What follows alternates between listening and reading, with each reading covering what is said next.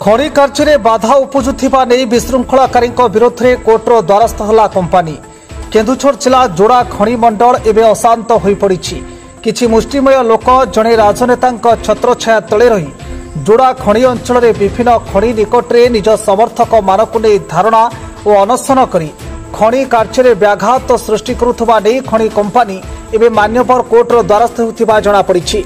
मिलिथिबा सूचना अनुसार गत 12 दिन हेब टंटो स्थित नरफेराम खणी में स्थानीय बासिंदा नियुक्ति और परिवहन दाबी नहीं धारणा बसिथिबा बेले खणी कार्य संपूर्ण बंद रही।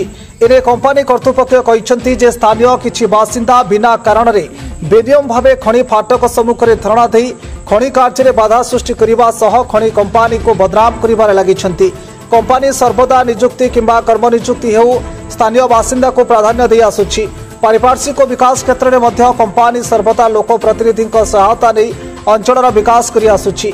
तेज एठारे प्रकाश था कि नूतन भाव खଣି लीज नहीं खणिगुड़िक निलाम समय हाई बिल्डिंग द्वारा खଣି हाथ में थिबा द्वारा खଣି व्यवसाय में अनेक समस्या उपजुवा बेले आंदोलनकारी धारणा करी खଣି कार्य बाधा सृष्टि करने बोझ उपर ललिता बिड़ा परि मन होता कंपानी कर्तृपक्ष जणाइछन्ति।